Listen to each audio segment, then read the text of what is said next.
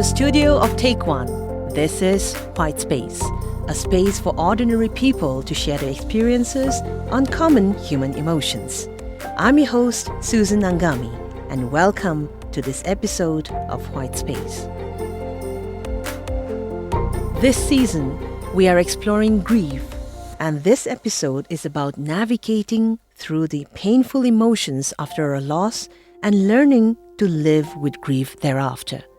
This story is shared by 25-year-old Sarah Longkumer in her essay, In the Aftermath of Loss.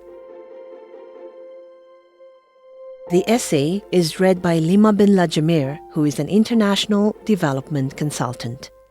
Here is In the Aftermath of Loss.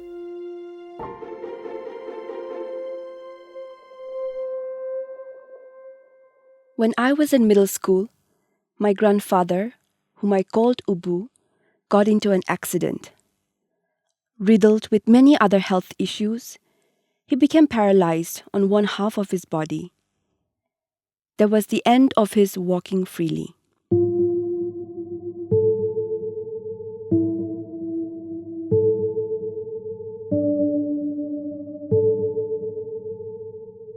He was in and out of the hospital.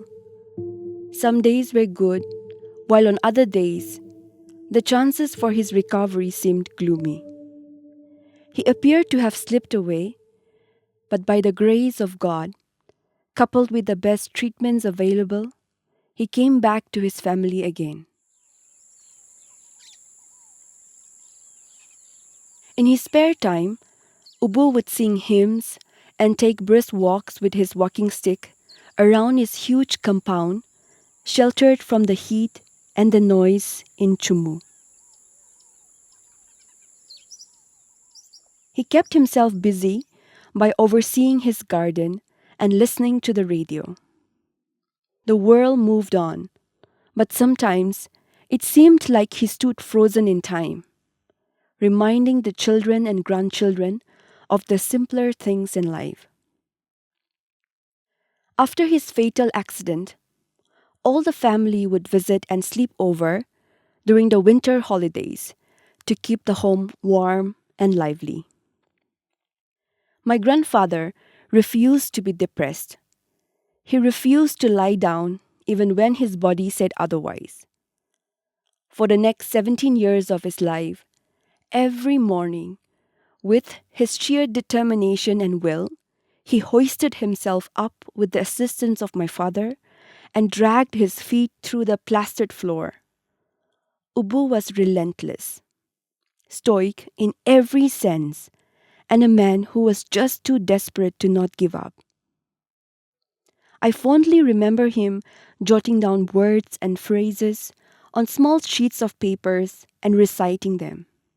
He would twist his tongue to enunciate each syllable as part of the speech therapy while I helped him along. I remember him learning the scales each afternoon. Do, re, mi, fa, sol, la, ti, do. Over and over until supper time. Despite his constant tryst with death, he continued to be with us for another 18 fulfilling years until a flu led to his death. It was COVID.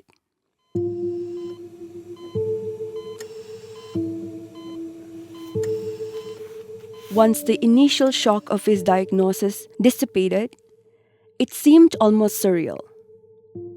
After everything he had been through, this once-in-a-lifetime, modern-day global plague would finally beat him. What are the odds? I say this with utmost dejection. For years, his impending death was something everyone had mentally prepared for. Yet, the positive test results felt like a whiplash. I suppose no one can truly prepare for grief.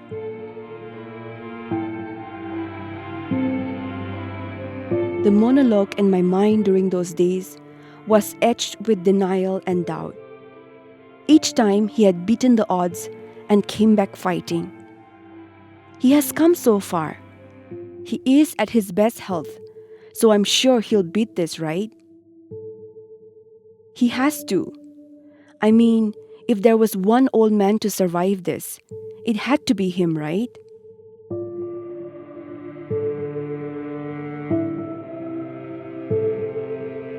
Ubu's death was inevitable, like for all humans, but it felt like his death by COVID was not. For me, it felt unfair, like he was given the shorter end of the stick, and I was angry. After his death, I would lie awake at night thinking how cruel the whole ordeal was, with the protocol to contain the spread of the virus and with Ubu under the care of exhausted, understaffed nurses. The family was not allowed to meet him. The thought of him having his final moments, feeling scared and alone in the cold, sterilized hospital room with no loved ones by his side was simply just too painful.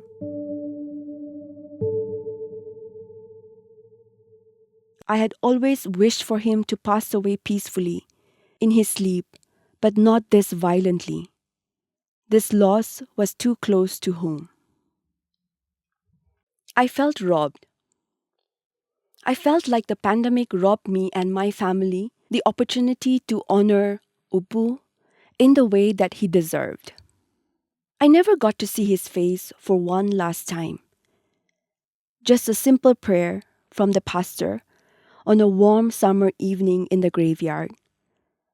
Funerals provide the space for the community to meet up and grieve, but the circumstance was such that the family was just left to collect their thoughts and find closure by themselves.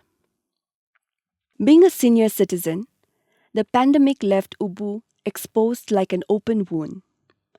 It pained me that in the end, his death was a mere number in the grand scale, just statistics.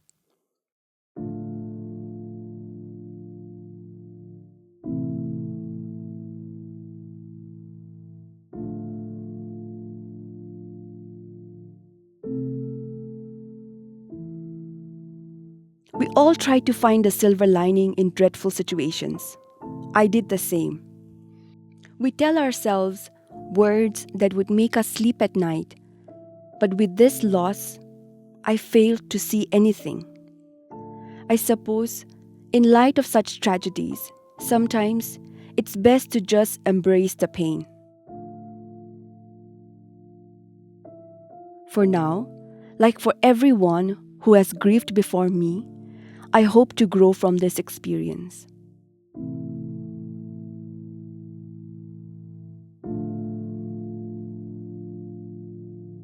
Months passed by, and life began to feel strangely normal.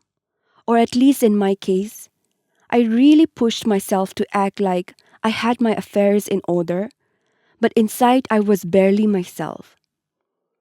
Our family persevered through this time of loss.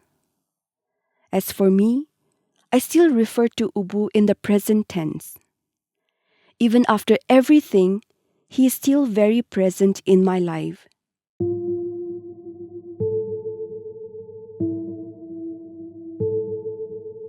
I enter his room to simply linger for a moment and find traces of his existence in the books and items he has left behind.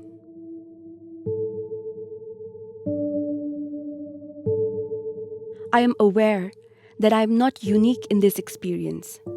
Millions of people have lost their loved ones to COVID. My father lost his last living parent. Ubu meant something to every life he touched, but this was my loss too. This was my reality, and me grieving him was not a linear process. It was not one of those 5 stages kind of grief experiences. I instead felt grief in waves. In this regard, I'd say my experience would be best explained by Proust's Madeleine effect. Seeing food that my Ubu once loved, or coming across references that he made in the past triggered something in me, and I would get teary-eyed in the most unassuming places and time. I was painfully aware that without him, Our house was no longer home, but simply concrete and stones. It was just a reminder of a life once lived and the collective experiences of me and the other grandkids of his. He was the last living grandparent, and his death was unique not only due to the circumstances, but because of the way this loss enabled me to question my own mortality, making me see death not as a phenomenon that happened to others, but something that's promised to me as well.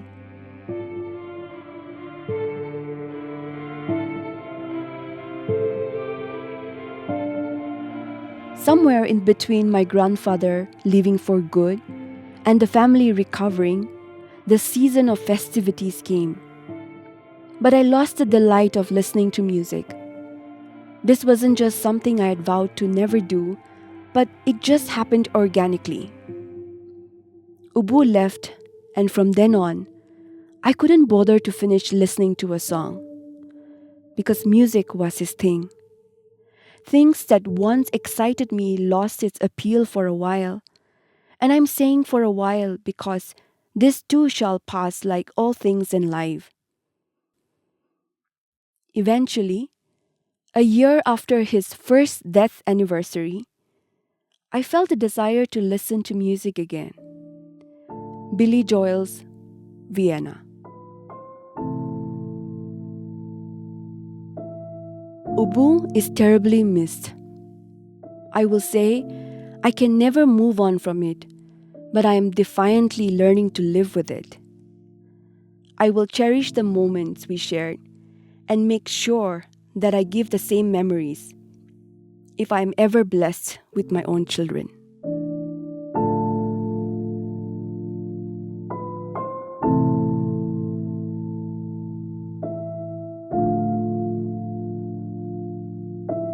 That was Limabenla reading Sarah Longkumer's essay In the Aftermath of Loss. For Sarah's grandfather to have fought hard for all of 18 years, only to have him die without his loving family by his side, is heartbreaking. This is also the story of millions who have died lonely deaths. The COVID pandemic made sure of that. I remember thinking how difficult it was for family and friends to offer fitting words of comfort to grieving families in that situation. What do you even say? And how do we even navigate through that storm? We asked our reader, Limabenla, what she thought about the essay, and here is what she said. I never met my grandfather, so this narrative, it really offered me a window into a beautiful life. Her vivid descriptions really allowed me to experience the ups and downs of a very special bond. This was truly a beautiful and a heartfelt journey of loss and love. I don't have lessons to make it better, but I will say that there are lessons to be learned. The lessons don't make the situation right, nor do we become stronger, nor can we ever totally redeem the loss. I think the loss will always be bad, and we can always say that it was bad. We don't have to be done with pain to make space for joy. These positive and negative emotions don't cancel each other out. Grief and joy can coexist. Thanks, Limabenla, for sharing your thoughts with us. Something that you said resonates so powerfully. We don't have to be done with pain to make space for joy. Grief and joy can coexist. How beautifully put, and how true. Each of us carry within us both joy and grief, and I believe joy is to be shared as much as the pain and burden of grief needs to be shared. Talking about grief helps. I believe that. And through this essay, it is our hope that Sarah, her family, and anyone else who have similar stories find a measure of healing, however small.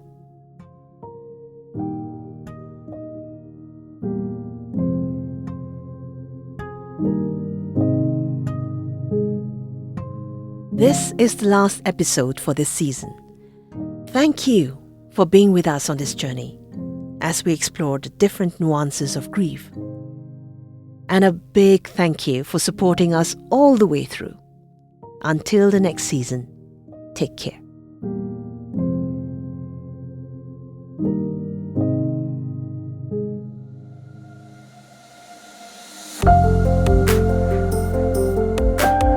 White Space is a production of Take One. It is written and directed by Nitanya Tangoy and Cecino Hyosha. The essay for this episode was edited by Katainla Jamir and sound recorded by Kediokritio Satsa. Signature tune is by Nurhe Kate and original score by Tizo Nieka. The art piece for White Space was created by Limatola Longkumer. I'm Susan Angami. Thanks for listening to White Space.